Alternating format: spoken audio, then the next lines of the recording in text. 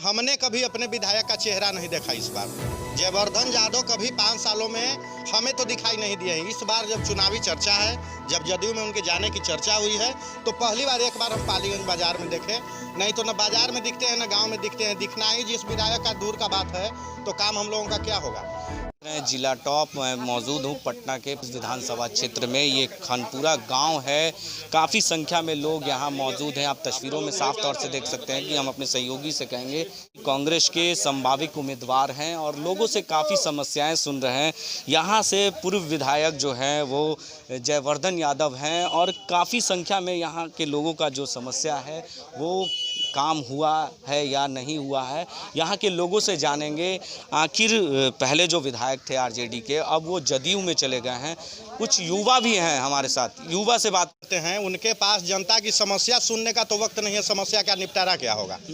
5 सालों में हमने कभी अपने विधायक का चेहरा नहीं देखा। इस बार जयवर्धन यादव कभी 5 सालों में हमें तो दिखाई नहीं दिए हैं। इस बार जब चुनावी चर्चा है, जब जदयू में उनके जाने की चर्चा हुई है, तो पहली बार एक बार हम पालीगंज बाजार में देखे। नहीं तो न बाजार में दिखते हैं न गांव में दिखते हैं। दिखना ही जिस विधायक का दूर का बात है, तो काम हम लोगों का क्या होगा। न हम लोगों का समय से पानी आता है नहर में किसानों का, न खाद मिलता है सही समय से सही दाम पर। सारी समस्या जस की तस पड़ी हुई है। नहर है, यहाँ जाने आने का स्कूल एक है बगल में। 2-3 गांवों का इधर बच्चे जितने हैं, 2-3 गांवों के सब बच्चे पढ़ते हैं राजकीय मध्य विद्यालय मेरा खानपुरा में। लेकिन आज तक वहां जाने का एक रास्ता तक नहीं है। बरसात के दिनों में कोई वहां पैदल नहीं जा सकता है और वहां भी हमारे बच्चे पढ़ते हैं, जाके मजबूर हैं। ये सब राजनीति के शिकार हैं और हम लोग ऐसे थोपे हुए नेता से अब तो उब चुके हैं। इस बार किसको वोट करेंगे? हम लोग इस बार राकेश रंजन जी को इसीलिए चुन रहे हैं क्योंकि अब तक पार्टियों के द्वारा थोपे गए नेताओं से हम लोग त्रस्त आ चुके हैं। काफ़ी ज़मीनी स्तर पे इन्होंने पहले भी आए हैं, गांव में लोगों से मिले हैं, लेकिन आपके जयवर्धन यादव इस स्तर पे काम कर रहे हैं कि लोगों के बीच में नहीं। जयवर्धन यादव को तो हम देखे नहीं। हम तो बताए आपको कि 5 सालों में हमने देखा नहीं। पालीगंज की पब्लिक यहाँ सामाजिक कार्यकर्ता के तौर पर जो अभी धीरज जी साथ में हैं, इंजीनियर राकेश रंजन जी के साथ, धीरज कुमार जी ने यहाँ राजनीति का परिवेश बदल दिया पालीगंज का। इन्होंने जो काम के सिरे राजनीति का जो एक नया यहाँ पर सिद्धांत स्थापित करने का प्रयास किया, आज उसी की देन है कि आज हम लोग इंजीनियर राकेश रंजन जी को अपने बीच में पा रहे हैं। तो हमारे साथ राकेश रंजन जी भी हैं और इंजीनियर हैं पेशे से और कांग्रेस के संभावित उम्मीदवार हैं, लोगों से मिल रहे हैं। कितनी समस्याएं सुनने को मिला सर आपको? देखिए, पालीगंज विधानसभा क्षेत्र का ये बहुत बदकिस्मती है कि सुन रहे हैं खानपुरा गांव निवासी हमारे भाई हैं कि विधायक का चेहरा भी नहीं देखे हैं। पहले तो पूर्व में पोस्टर बैनर लगता था तो कुछ लोग चेहरा देख लेता था। संजोग से अब चूँकि बैनर पर थोड़ा रोक लग गया है, जिसके चलते चुनाव के समय भी बैनर नहीं देख पाए होंगे शायद। सामाजिक कार्यकर्ता होने के नाते हमारा फर्ज बनता है कि लोगों के बीच जाएं। पहला काम कि लोगों के बीच जाएं, उनके मूलभूत जो आवश्यकताएं हैं, जो उनकी समस्याएं हैं, उस समस्याओं के बारे में हम जानें। तो कोई जब आएगा नहीं तो जानेगा कैसे, और जब यही नहीं पहचानेंगे तो काम करेगा कौन। तो हम एक कहना चाहते हैं कि मैं जो यहाँ आया हूँ, मेरा जो पर्पस है यहाँ आने का यही है कि रियली में यहाँ पर ग्रास रूट पर, ज़मीनी स्तर पर कौन कौन सी समस्याएं हैं। अब देखिए भाई साहब बताएं, छोटा सा चीज़ है। अब गांव का यहाँ नहर बगल से गुजर रहा है, गांव के पास एक छोटा सा पुल है और बगल में ही यहाँ पर मास में लोग जाते हैं। बहुत लोगों का, बच्चों का स्कूल का आना जाना है। ठीक है, बहुत बड़ा पुल नहीं, मतलब पैदल पुल, पथ पुल, जिससे कि बच्चे आ जा सकें, साइकिल मोटरसाइकिल जा सकें। बहुत बड़ी चीज़ें नहीं है। उनको योजना मद में, विधायक योजना मद में नहीं हुआ तो विभाग से ही अपने तरफ से उसकी पैरवी करके उस कार्य को पूरा कर सकते थे। लेकिन होता क्या है कि चूँकि वो अपने आप को पहले ही से यहाँ का विधायक, परमानेंट विधायक पदस्थापित कर चुके हैं, वो अपने आप को ही समझ रहे हैं। पूर्व में जनता ने उनको विश्वास किया, विधानसभा पहुँचाया, लेकिन वो लोगों के बीच 5 साल नहीं आए। फिर उन्होंने उल्टी पलटी वाला काम की, वो अपने आप को जदयू में शामिल कर लिया, मतलब सरकारी पार्टी में। माने लोगों की सोच है, सरकार उनकी सोच है, जदयू की, एनडीए सरकार की सोच है कि हम सरकारी पार्टी में हम ही परमानेंट रहेंगे, जनता के मत से कुछ नहीं होने वाला है। लेकिन इस बार पालीगंज की जनता उनको बतलाएगी। ये हम नहीं बोल रहे, हम तो सामाजिक कार्यकर्ता हैं।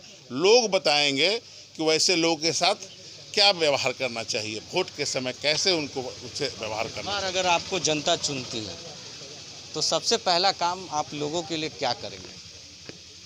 सबसे पहला तो काम करेंगे, सब लोग जैसे बोल पहचान है, पहले पहचान बनाएंगे कि सब कुछ चिन्ह हमको, बच्चा बच्चा सब चिन्ह है कि राकेश जी हैं, राकेश चाचा हैं, राकेश भैया हैं।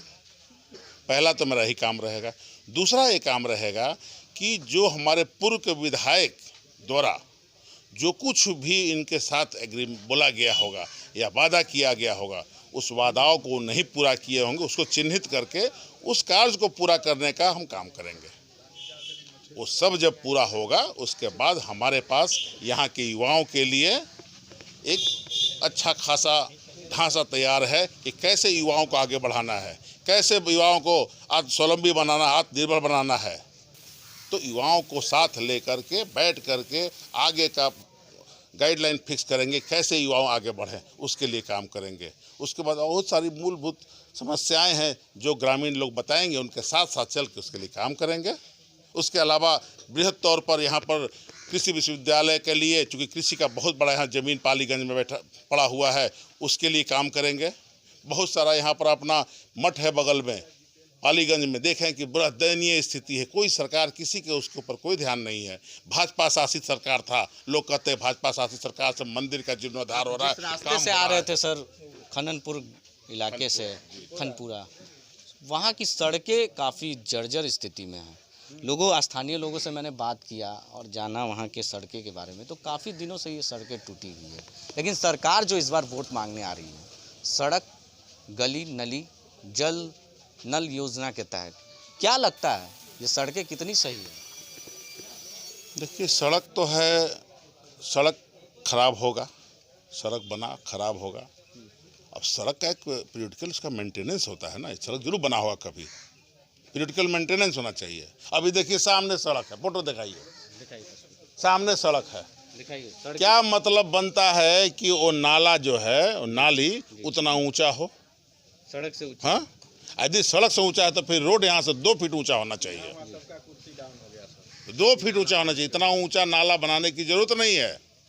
लेकिन कहीं न कहीं ये समस्याएं हैं, सरकार की तंत्र में समस्या है, उनका डिजाइन में समस्या है, उनकी देख रेख में कमी है। मीन्स कहने का तो पहले से कोई प्रॉपर प्लानिंग नहीं है।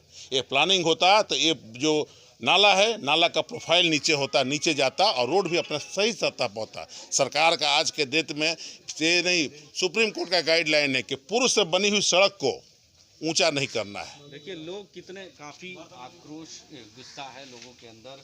और इस बार राकेश रंजन के निगाहें बड़ी देख रहे हैं लोग, यहाँ के लोग, स्थानीय लोग की मांग है कि इस बार विधायक जो हो हमारा राकेश रंजन जी हो। और कुछ कार्यकर्ता भी हैं, उनसे भी बात करेंगे। जो यहाँ के कार्यकर्ता हैं, धीरज जी हैं। धीरज जी, आप जब जिस सड़के से आ रहे थे, आप यहाँ के हैं, कितनी समस्याएं, जो विधायक थे वो कितना काम किया? देखिए, सड़कें जर्जर है, हॉस्पिटल का जो बद से बदतर स्थिति है, किसानों का बुरा हाल है, युवाओं दर दर भटक रहे हैं रोजगार के लिए। तो इतनी सारी समस्या जिसकी व्याख्या करना बहुत ही कठिन है। पालीगंज में 2012 से, जब से मैंने सामाजिक स्तर से, ऐसा तो जुड़ाव मेरा बचपन से रहा है, और कहीं न कहीं यहाँ का स्नेह, प्यार, दुलार जो हमको मिला है लोगों के माध्यम से, इसका हम ऋणी हैं, सब लोगों का, यहाँ के लोगों का ऋणी हैं। तो मेरा एक ही उद्देश्य है, यह जो ऋण हमारे ऊपर है उस ऋण को हम कब चुकता करें। तो ऋण चुकता करने के लिए ही हम इस क्षेत्र में, पालीगंज विधानसभा में हम आए हैं। और हमारा प्रयास है, पूर्व में भी हमारा नारा भी था, स्लोगन भी था, आपका साथ मेरा प्रयास, पालीगंज विधानसभा का हो विकास।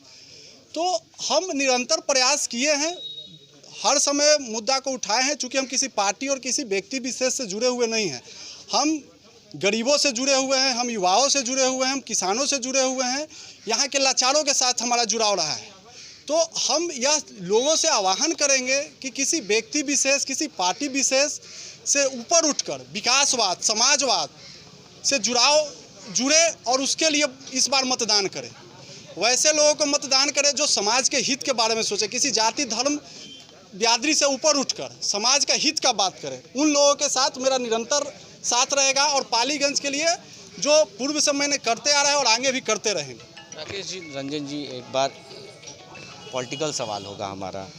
महागठबंधन में अभी तक सीट शेयरिंग की बात नहीं हुई है और कहीं ना कहीं ऐसा ना हो कि महागठबंधन को फिर लोकसभा चुनाव की तरह फिर खामियाजा भुगतना पड़े, तो कहीं ना कहीं इस बार सीट शेयरिंग में बहुत लेट हो रही है, क्या लगता है? देखिए, ऐसा है कि सारे दो दल हैं मुख्यतः, महागठबंधन इधर एनडीए है, दोनों ने अंदर से सब नीति बना रखी है, किसको किस सीट पर लड़ना है ऑलमोस्ट सब तय है।